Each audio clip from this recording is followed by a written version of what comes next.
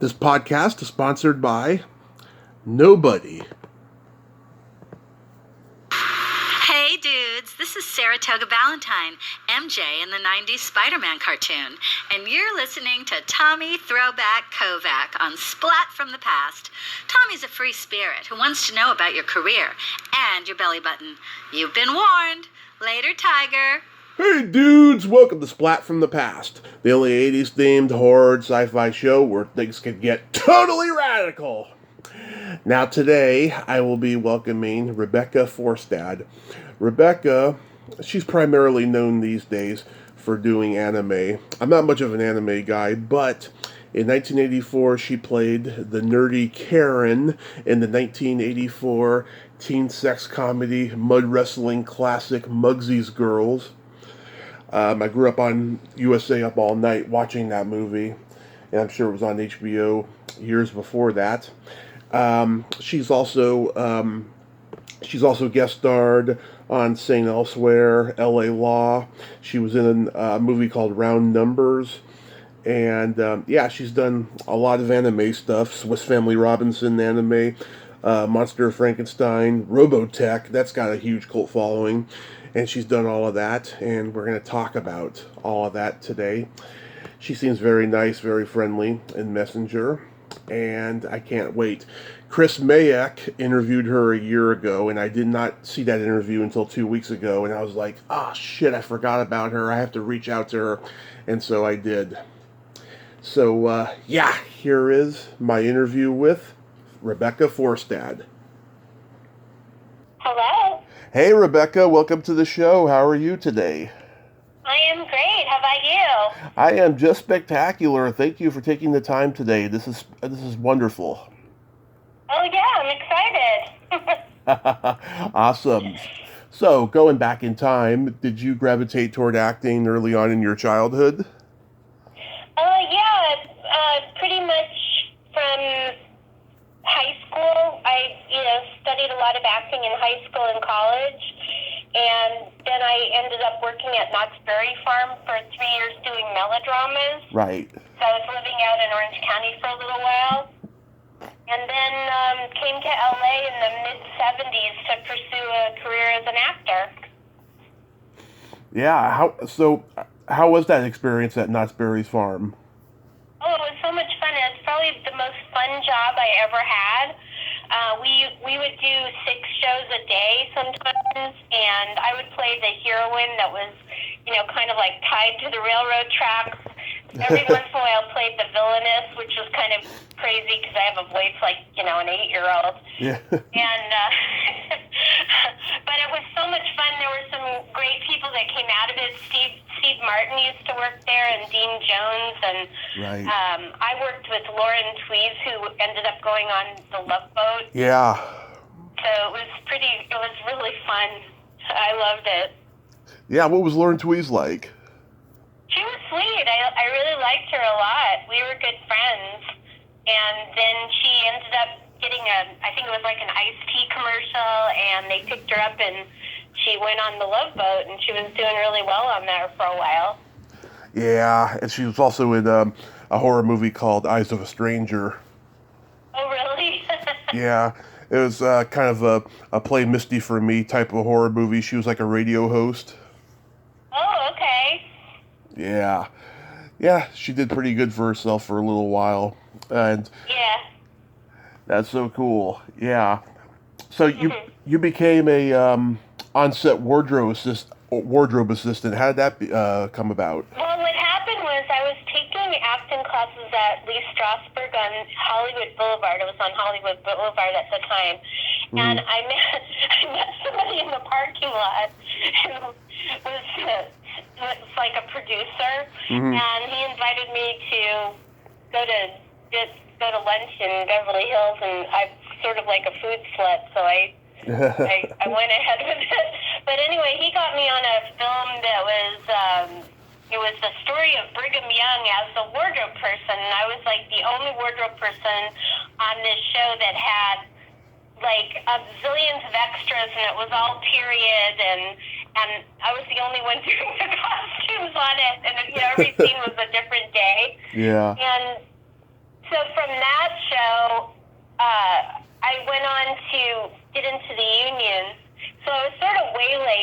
as far as my acting career was concerned, but I was making some pretty good money, and I ended up working on Hill Street Blues and The White Shadow, and I did a Blake Edwards movie, and then I really wanted to be an actor like an idiot,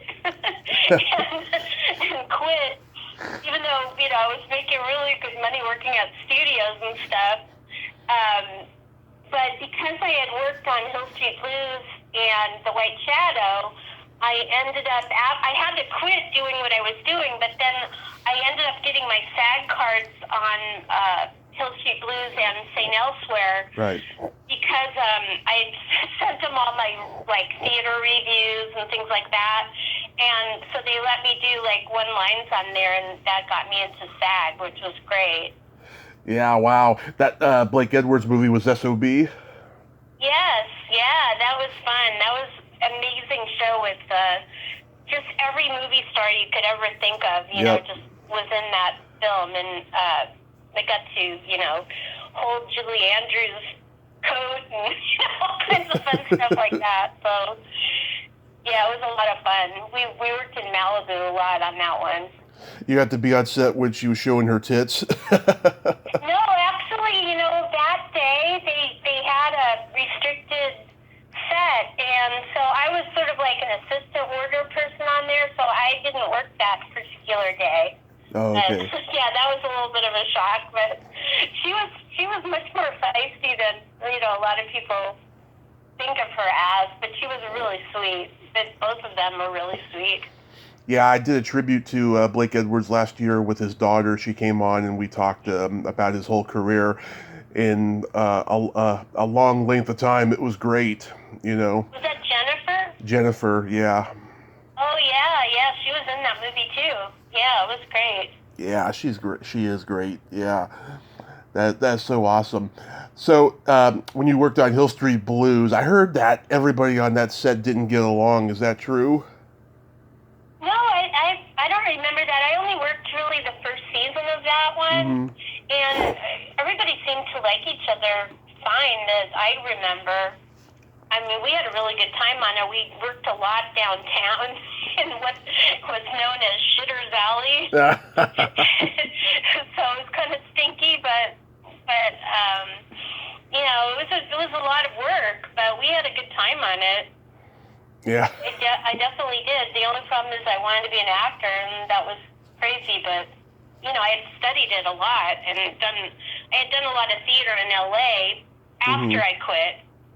And then I just naturally got into voiceovers, and I ended up doing a couple movies. Were you getting like a ton of auditions and just not getting anything? No. Well, I kind of leapt into doing voiceovers because of my voice. I answered with one of the Dramalog. Yeah. I answered an ad in Dramalog. They were looking for people that could do kids' voices for what turned out to be anime, and my voice is just really natural for that. So, I got into that, but then I also got an agent and, got sent out on some other stuff. I kind of, did a couple of on-camera things mostly, but I ended up doing mostly voiceovers in the end of it. Right. I did star in 2 movies, so that was pretty exciting. Yeah, so how did you get cast in Mugsy's Girls? Well, Mugsy's Girls was another show that I found on the Dramalog, and I answered an ad. I mean, that was a really great trade magazine at the time. That was bought up by Backstage West. So, that's kind of what happened with that one. But there was a few auditions on there that you could go on. Some of them were sleazy, but not all of them. But this one turned out to be pretty good, and I went and tried out for it, and it ended up to be 6 weeks of work. We did, I think it was 3 weeks in Las Vegas and 3 weeks in Los Angeles. And so that was a really good gig for me. I had a great time on that one. Yeah, I used to watch it on USA Up All Night when I was like 9 or 10.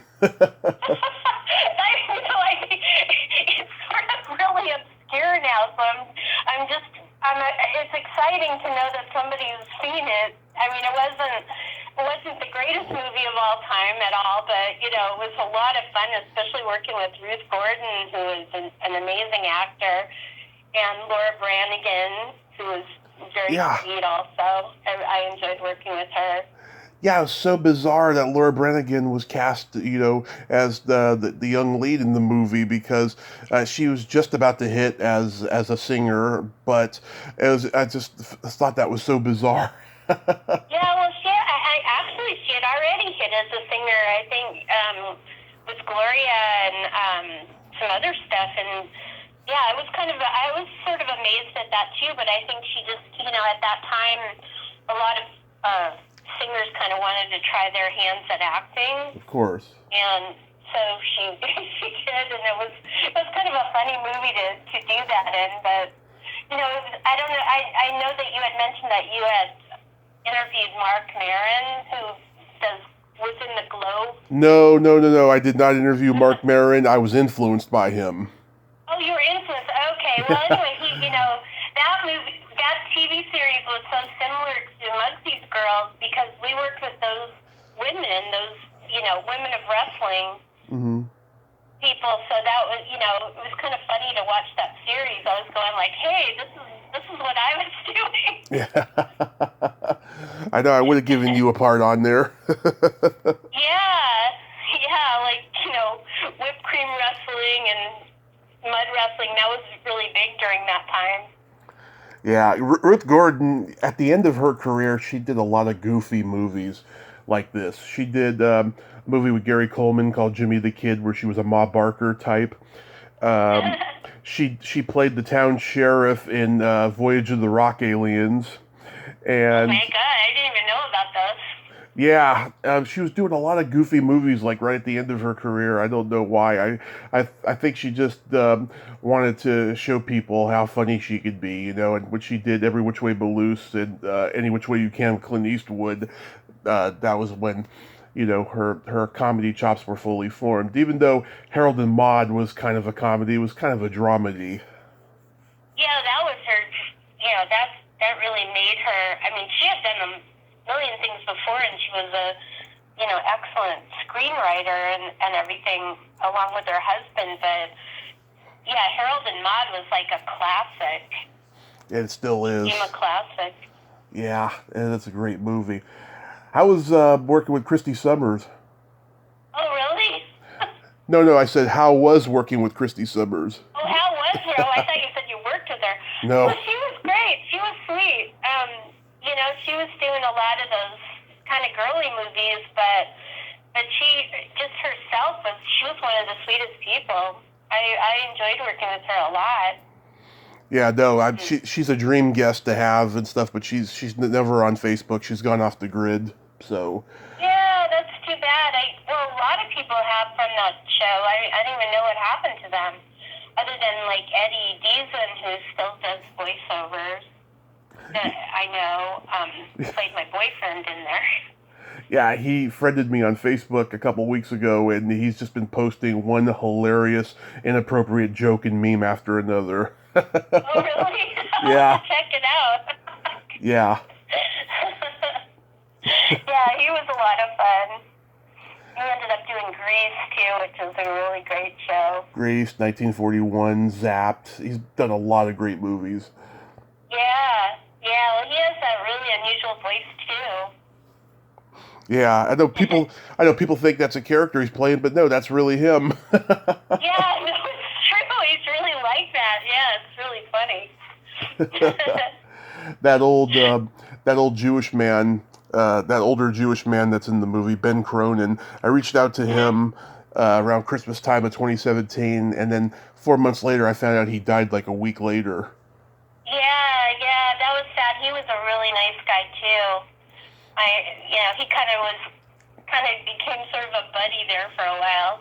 Yeah, I was always curious to know how he got into movies later in life and stuff. That's why I wanted to talk to him. I did reach out to a couple family members, but I never heard from them. Yeah, he was older at that time, so he lasted quite a while. You know, with guys, you can go a long time playing character roles. Yeah. You know, so he just sort of fit in with that kind of like everyday older guy. Yeah, he did this. There were some interesting other people in that movie too, like Ken Norton, who's, you know, the boxer, and he passed away also, which I was really surprised because, you know, he wasn't really all that old. Yeah. But he was a lot of fun. We went out with him one night. He took us to the Sahara to see Peaches and Herb, and we all had been to a party at somebody's house who lived in Las Vegas, and I got a little too drunk and got drunk and disorderly that night. Oh boy. But yeah, I mean, I tried not to before I was going to film and stuff like that, but it was the 80s, and we were all we were all pretty young, and, you know, just kind of, we were in Las Vegas, so it was kind of hard not to party. Yeah. What did you think of the script, though? Did you think it was exploitive in any way? Yeah, think? I don't know, I mean... A little bit, yeah, but, you know, those types of movies were really popular right now, because that was right, you know, when Animal House and... Porky's. You know, yeah, all of those movies were out, so, you know, those sorority, fraternity things were the thing to do. Yeah, I mean, I've talked to a lot of actresses from movies like this, and I've been turned down by a lot of actresses from movies like this because they said that there's a reason why they're called exploitation films, you know, with sexual harassment going on behind the scenes or stuff like that. Yeah. Well, ours wasn't like that as far as, like, harassment. Kevin, who was the director and producer of it, was, like, the sweetest person, and his wife was also in it, Joanna Derrick.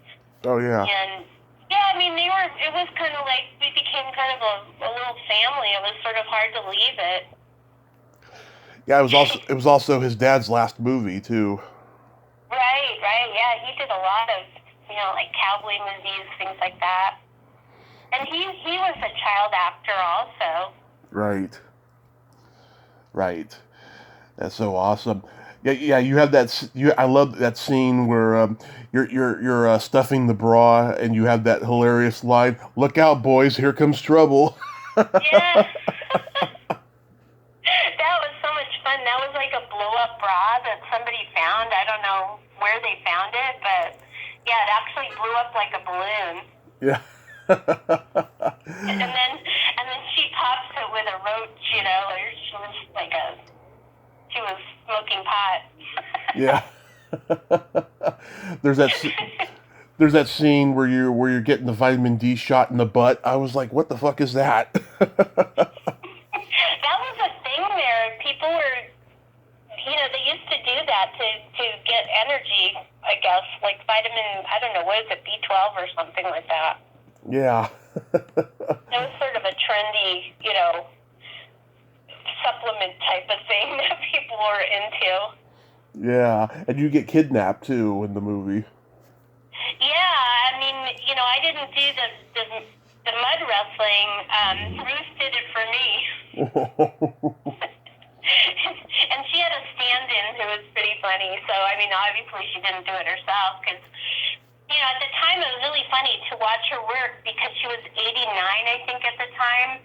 And so in between shots, you know, she was acting like a normal 89-year-old where she really couldn't move around and stuff. But as soon as the camera came on, man, she was on it. Yeah. You know, it was like all of a sudden she had all this energy and everything. Yeah. At the party, there's that rabbit, and he's like nibbling on a joint. Yeah, that was actually their pet rabbit. Really? Joanna and Kevin's pet rabbit. Poor rabbit. Yeah, that's hilarious. I know. And I ended up actually starring in another movie as well. I know, I'm going to ask you about that. Yeah. Did you know about that one too? I never saw it, but I'm curious about it though. Yeah. Yeah, it was called Round Numbers with Kate Mulgrew and Samantha Egger and what's his name? I just forgot his name. He was married to Shirley Jones. Shoot, went out of my head. But that was like 40-year-old women at a health spa. Yeah. And Marty Ingalls, sorry, God. It's like, it just went out of my brain for a second there. Oh. But yeah, it was Marty Ingalls. And another guest of mine from a few weeks ago, Deborah Christopherson. Deborah and Shani Wallace, too, who was in Oliver. Yeah. So it was actually a really good cast. It was kind of a silly movie, but it was a great cast. Kate, I played the receptionist in the health spot, but I was in it quite a bit. Kate Mulgrew strikes me as a person who's no bullshit. Is she? Yeah, I guess you could describe her that way. I mean, she's very professional. Mm-hmm. You know, she knows exactly what she's doing. I was living with a guy for a long time up until fairly recently, who worked on he was the camera operator on Star Trek Voyager. Uh-huh. So, you know, he worked with her a lot, and, you know, she was great, as far as I know. You know, they seem to like her quite a bit. Yeah. No, I'm just saying it's a good thing, you know, if someone's like that, you know. Yeah, I mean, she was just, you know, she did her job really well. And, you know, but she was nice to be around. I don't remember her being, like, itchy or anything like that. That's good. I've been fairly lucky, and the people that I've worked with have all been on the nice side. Yeah. I was curious on Mugsy's Girls. Did you guys have a big rap party? I'm trying to remember if we did. I don't remember. I must have been drunk. I don't know. We had some parties for sure, but I don't remember if we had a rap. Yeah, I think we did. And I can't remember what. Oh, I know what. Yeah. Okay. Yeah. How could I forget? Well, I wouldn't call it a rap party, but a bunch of us went over to Laura Branigan's suite at the Chateau Marmont. Uh-huh. And I remember I threw up in there. Oh my God. Because I was drank a little too much, but not that I'm like, you know, I'm not like a big drinker or anything at all. Yeah. But, you know, it was just during the 80s, so we were all being really silly. Yeah. Did you all have a big screening too? Yeah, we did, and I think the screening was somewhere in Texas, like, because a lot of the investors on the film were. Wait a minute, maybe I'm getting this mixed up with another film. Yeah, no, I think there was a lot of investors that were from Texas. Mm-hmm. For some reason, and so we had a screening in somewhere in like I remember it was like was it Texas or Oklahoma? It might have been. I'm not sure. Huh? I don't know. Yeah, I just remember going in God, it was so long ago. I remember going there in a limo. So. Where the hell was it? Maybe it was in Las Vegas. I don't know, but it was like. Shoot, I can't even remember where that was. It's okay.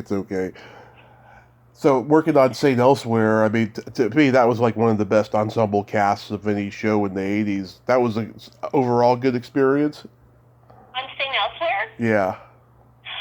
Oh, yeah, well, I mean, I only had like a line or something like that in that, but later on, I ended up meeting with Norman Lloyd a couple of times because he used to attend this 4th of July party that I used to go to. Uh-huh. And at the first time that I attended it, because it was through a friend of my boyfriend, who also worked on Star Trek, Mm-hmm. he was 102, I think, at the time. And then he skipped the next one because his nurse would only let him go to like one party in a day, and he had been invited to 2 parties, so he skipped that party, and then the next year he came back and he was 104. And then I think I met him. I think I met up with him like 3 different times actually, but he ended up dying at 106 as one of probably the oldest living actor at the time. Mm-hmm. So he was incredible. This guy, oh my God, you would sit there and talk to him, and he was so articulate, and he'd be sitting there eating a chicken bone and a corn on the cob and drinking a sangria, like 104 years old. Yeah. And he could tell all these stories about working with Alfred Hitchcock and different people that he worked with, and he just he didn't miss the beat the entire time. And then COVID hit, and so we couldn't go to the party anymore, but for a couple of years. Yeah, wow. 106 years old, that's amazing. Yeah, I did a scene in that with Howie Mandel and Ed Begley Jr. as a nurse. It was just like a real quickie thing. They were just kind of helping me out and stuff, but because I'd worked with them on those other shows, and then I ended up doing LA Law also later on. Oh yeah, tell me about that. Well, that was another thing. I was, trying to get some work, and they were people that I knew, and we had a good relationship, and I was just playing a waitress, like serving a drink, and they were really nice, and I think I was pregnant at the time, so I had just gotten pregnant with my first kid. Yeah, that was a Christmas episode too. Oh yeah, I remember. Yeah, that was really cool. And then after I had kids, I was pretty much, I did round numbers with my second kid was 10 months old, but then after that, it was like the babysitter got paid more than me to do theater and things like that. So I ended up pretty much doing full-time voiceover after that because it was just easier. Yeah, I must admit I'm not a huge anime fan. I prefer simply drawn animation. That's okay. I never was either. I just sort of fell into it, but then I ended up, becoming sort of semi-famous doing anime, and I get invited to go to conventions and stuff. Mm-hmm. Let's see. Every once in a while. A couple things you did that caught my eye: Swiss Family Robinson. Yeah, that was more of a classic. For a while they were doing classic fairy tales and things like that, but they were being produced in Japan, so they were a little bit on the, culturally they were quite different from what you would imagine, from fairy tales. Right. You'd have to write a few things out of it. Monster of Frankenstein. Yeah. That looks pretty cool. I never saw that. That would be pretty cool to look at. It looks like most of those things ended up like when I first started doing them, we didn't even know where they ended up because anime was sort of, I remember it in the 60s where there was like Astro Boy and Kimba the White Lion, which is something that I would have watched. A few shows like that, but then it disappeared. The Japanese produced, because everybody was watching Huckleberry Hound and, stuff like that. Right. And then after I did this show called Robotech, which became really huge, it ended up on television, all of a sudden the anime just started flowing into the United States again, and there was a lot of work, and for quite a long time. There still is, really, except that now there's huge amounts of competition because everybody's doing stuff online, so they can work from anywhere. They don't have to be in Los Angeles or New York. They could be in the middle of, Kansas somewhere and do voiceover. So, it's gotten a little bit hard that way. Yeah, I do. Very competitive. Yeah, I can imagine. I do remember Robotech, though. That show has a pretty popular cult following. It has a huge cult following. I mean, I get people popping up on Facebook from Chile, Argentina, Australia, just all like the UK, everywhere, that are fans of it. So it's really pretty exciting that way. That thing's lasted forever. Yeah, I remember it. I mean, even though it's anime, I mean, it was kind of like on the same popularity level as like Transformers and Thundercats and G.I. Joe and stuff like that. Yeah, a lot of anime purists, which is what they really are doing now. There's the anime that's being produced now is much more closer to the original Japanese as far as like leaving white space in between lines. But when we were doing it, they wanted to, they were trying to do it for a U.S. audience, so they kind of Americanized a lot of it, which a lot of anime fans are, get pretty pissed off about. But, Yeah. At the time, that's just what was happening, and to put things on television, there were certain broadcast standards that they had to adhere to because we didn't have streaming and things like that. So, if it went on TV, it couldn't have certain things in it that were in the Japanese originally. Yeah, how do you feel now that people have gone from recording all together in the studio to recording at home now? Do you think it kind of loses the chemistry when the final product is put together? I really can't say because I was, when all of this was happening, I was kind of going through a lot of stuff personally with, in the last 20 years, I was married to one and lived with another person that both passed away from cancer. So I was, dealing with all that. And then moving, excuse me, moving a lot. Hang on, let me have a sip of water. Okay. So I was moving a lot, so I wasn't really in a place where I could put together a good recording studio.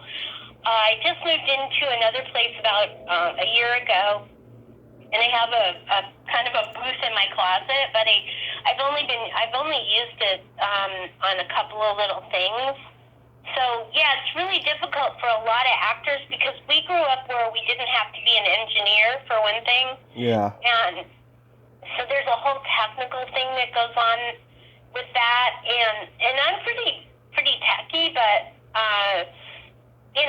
it's just really difficult if you're not in the perfect situation, because you've got the garbage truck going or a dog barking or something happening. It's really difficult, and then the pandemic made it even worse. So I really can't say because I haven't done that much since the pandemic. So right. It's been a little difficult. I kind of got into blogging and doing other things in the meantime. What do you blog about? I have a blog that I've been working on for about a dozen years now, and it's a baby boomer blog for women over 50. And then I just started a Los Angeles blog because I love traveling, and so that's kind of like one of my passions. But with the pandemic and everything, I do a lot of, because I live in Los Angeles. Obviously, it's like a world in itself. So you can spend a lot of time here doing some fun stuff. So I started a blog, it's called Booming in LA, for having fun in Los Angeles when you're over 60. So, these are just like creative outlets for me, and I also have monetized them too. So, it's an extra way to make money too. Oh, that's cool. And I get invited to free stuff, or I get free stuff in the mail, or I get invited to events and things like that, which is a lot of fun for me. Oh, that's nice. That. Yeah. Do you have any upcoming projects that you can talk about? You mean like acting projects? Yeah, or voiceover. Not really. I wish I did. I'm working on a project with written some books that I've been doing in my closet. It's kind of a fantasy kind of a book. So I'm doing an audiobook thing. An audiobook thing, okay. Yeah, I don't know what's going to happen with it, so I don't want to say anything about it yet, but yeah, I mean, there's always something, and I'm trying to kind of create a YouTube channel for my blog, which I haven't been doing too much of yet. I need to work on that. Oh, you should. We can, subscribe to each other's channels. Yeah, well, except that it's more for women over 50, so I don't know if you'd enjoy it. I am like the biggest girl in the world, I'll tell you. I grew up with hanging around a lot of female cousins and my mother and my grandmother, so yeah, no, that's kind of stuff doesn't faze me. I am a huge supporter of women and what they do. That's great. That's really nice. Yeah. Right now I've just done some interviews with some people, but I really need to work on it a little bit more right now. I have like 33 subscribers. It's really exciting.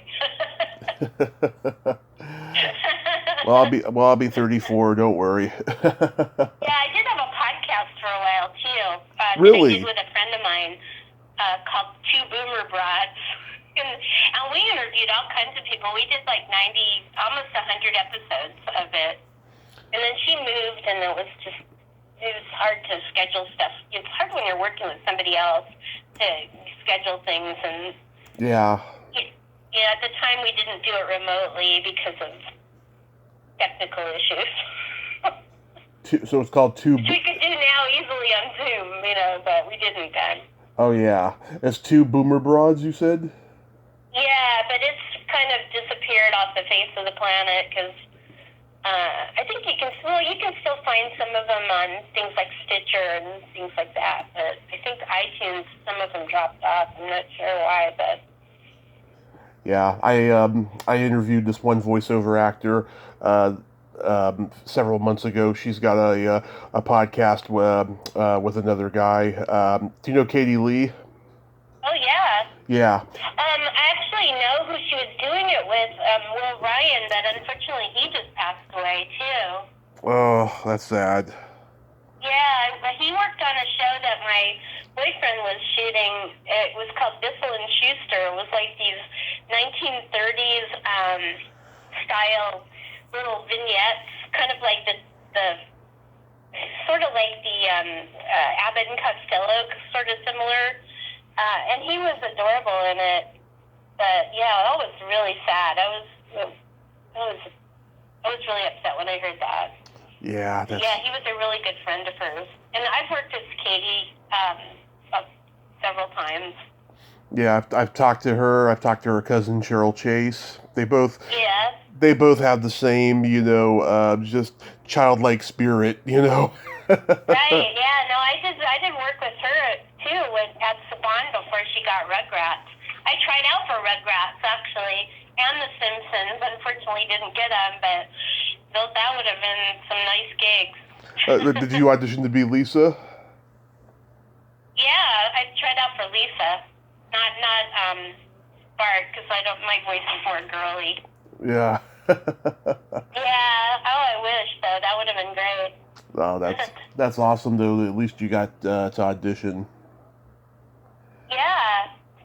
Yeah, I interviewed one of the ladies from Rugrats too, because she had written a book. Oh, Melanie Chardoff? Yeah. Melanie's been on. I'll tell you, I was chasing her for like 3 years, right? And she like friended me on Facebook, and she subscribed to my channel and stuff, and I was waiting for like 3 years, and then the book came around, and then she finally did it, and oh my God, we had just the best time. We have a very quirky sense of humor, and we're just, we both come from stand-up comedy backgrounds. I mean, we really related to each other. I enjoyed talking to her. Yeah, she was really nice. I had a good time with her too. Yeah. On our interview, because I write this blog, I get people that come out with books and stuff, and sometimes I interview them, and it turned out that I got to interview her, and it was really fun. Yeah, she's wonderful. And what's her name? E.G. Daily, who's on Rugrats. I met her once. She's a sweetheart. I've tried to get her on here too. Yeah. Yeah, another person that I worked with a long time ago doing voiceovers was Brian Cranston. Oh yeah. Yeah, I mean, he used to do anime stuff. He worked on Power Rangers. I worked on Power Rangers for like 10 years doing background voices. Really? And yeah, and then he just oh man, he just hit it like A really girl. big time. A girl I had a crush on in junior high. She did stunts for Power Rangers during summer vacation because I think she had an uncle or something who worked on the show, and Oh yeah. yeah, and she did it. And like whenever I'm at Comic Cons, I always mention her name to people, and they don't remember her, sadly. And I hope I see her again someday, or come in contact on social media. She's probably married now. She probably has a married name or something, but yeah. Well, Alex Borstein also worked on Power Rangers doing background voices. Yeah. Who's now on, Mrs. Maisel. Yeah. It's funny, how things happen like that.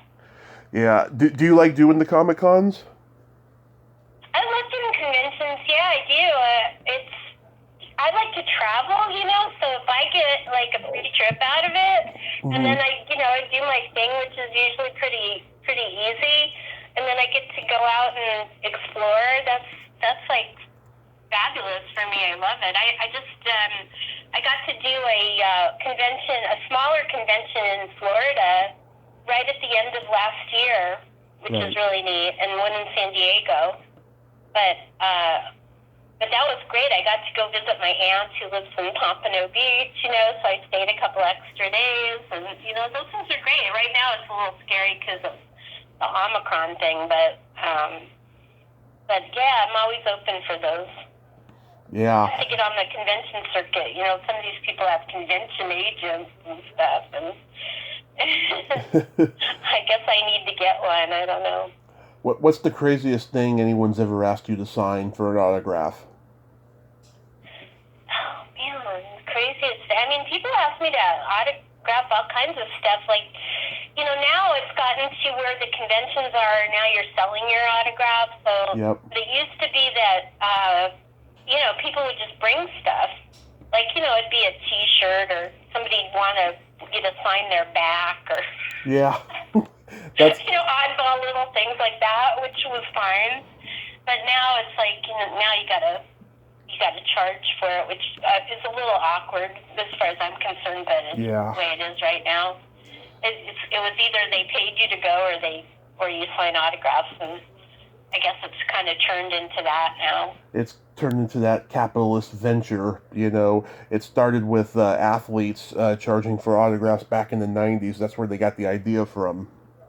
Yeah, I always feel bad because especially, these last two conventions were during the pandemic, and I feel like, it just seems so expensive, or it's just a lot of money for people, I think. I think so too, yeah. Yeah, but it's just, they seem to want to do it, so it's just the way it is. There are some people out there who go to conventions and don't charge for autographs, and there are some who charge maybe $5 or $10, the least amount, and I've seen it, and I think more people should be that way. Yeah, it's just that it seems like now it's kind of just switched over, where you kind of have to if you want to make any money doing it, which is, why a lot of people do it. Some people said, like, there's people that I know who work a lot, and they say they make their biggest income doing the convention, so... Yeah.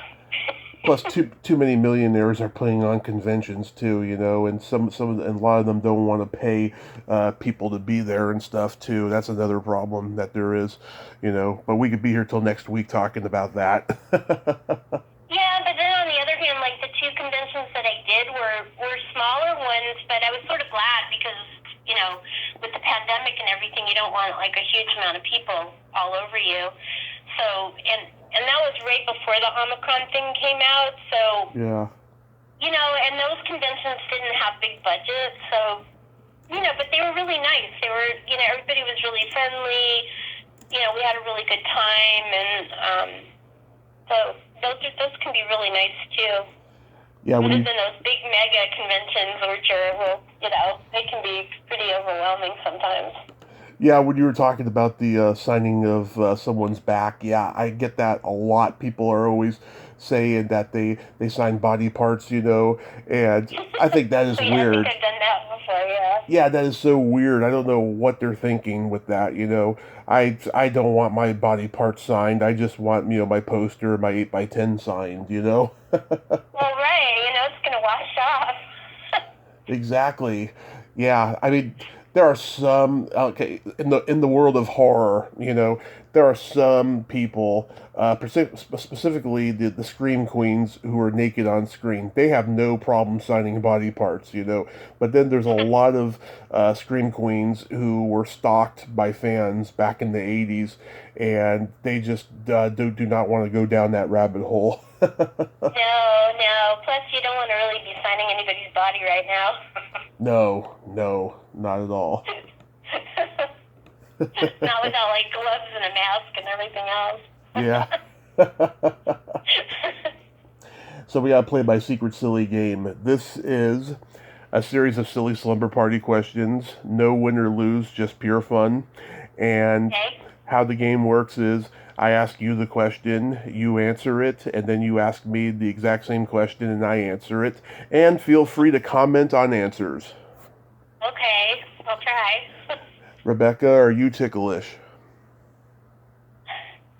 Yeah, I guess. And I haven't been tickled in a long time, though. You poor thing. How about you? Are you ticklish?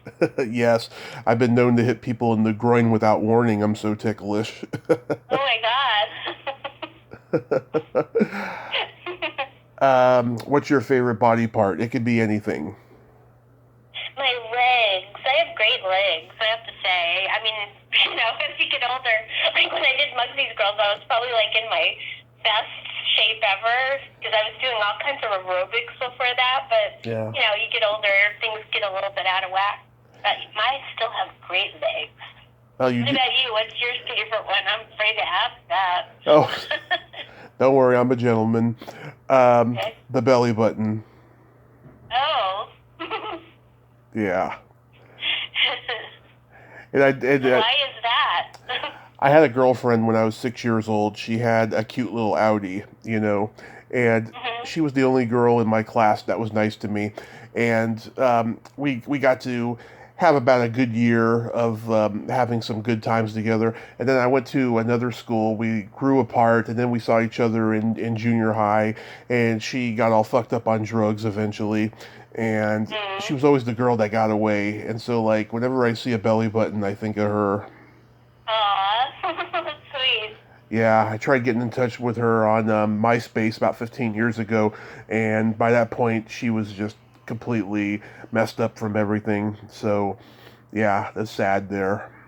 Yeah, it's good. What color are your toenails painted? They're not painted right now. It's winter. They're covered with socks. Not that it's cold here or anything, but not right now. But it's normally they're kind of painted I'm trying to think of what the color is. It's sort of almost a taupey color. It kind of blends in with. It goes with all kinds of colors. It's kind of a cool color, but I don't know what it's. Maybe it's kind of a cocoa-ish color. But what about you? What do you paint your toenails? I like really bright colors. Last time that they were painted, because they're not painted now, but last time they were lavender, and I went to a Comic-Con with them all painted, and I got a lot of compliments about them. Oh, cool. Yeah, that's a good color. Yeah. I was going to put sparkles on them, but I didn't have time. What would you say is your best... Uh-huh. I'm sorry, go ahead. Oh, sorry.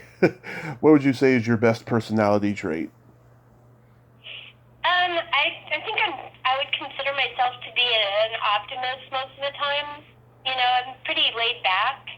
Mm-hmm. So, yeah, I try not to stress out the small stuff too much. That's a I'm good. kind of go with the flow kind of person. That's a good quality to have. Yeah, how about you? I have empathy and I have no filter. Okay. Well, that could be fun too. Especially Yeah. when you're doing interviews. Oh yeah, people love it. And then my favorite question is: there a stinky smell that just makes you gag? Is it that Shitter Street or whatever? It's air freshener. I cannot stand it. Really? I would rather smell an air freshener than almost about anything. Oh, it just gets in my lungs and stuff. I don't know. I just don't like it. Like Febreze. What? How about you? It's either farts or feet. Yeah, that can be pretty awful. Oh yeah, I mean I don't have kids, but people have told me, people who have kids have told me, yeah, you get used to it after a while. Yeah. I guess it depends on what you eat.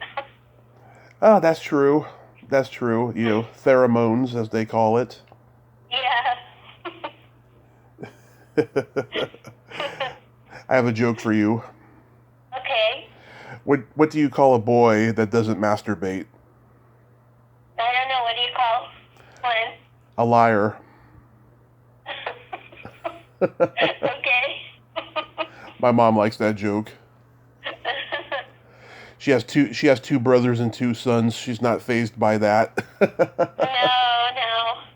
Yeah, being an actor, you pretty much get used to everything. You know, it's like, whatever. Yeah, I mean, that's one of the things I love about actors. You know, they've seen everything. Yeah, pretty much just done it and seen it. Yeah. Especially if you grew up in the 70s like me. Oh, yeah. My mom, she's going to be 68 in a couple of weeks. Yeah, she's seen everything. Yeah, she's my age then. Yes, she is. Rebecca, thank you so much for coming on today. Well, thank you. It was a lot of fun. Yes. It's just exciting to be able to talk about movies that nobody knows about. I love it. Oh, yes. I love talking about really obscure movies and stuff. And it was an absolute pleasure. I hope I see you at a Comic-Con. If I do, I'm going to give you a great big hug if that's okay with you. Sure. That sounds fun. You are awesome. Have yourself a great day and please stay safe. Okay, you too. Okay, bye-bye. Bye. Well, there you have it. Rebecca Forstadt. Ain't she a sweetheart? Oh, what a nice lady. Great lady. Adorable voice. I'm so glad we got to talk today. Go check out Mugsy's Girls on YouTube. It's hilarious. Well, until next time, this is Tommy Throwback Kovac saying, there's no shame in living in the past, because the present sucks. Later, dudes.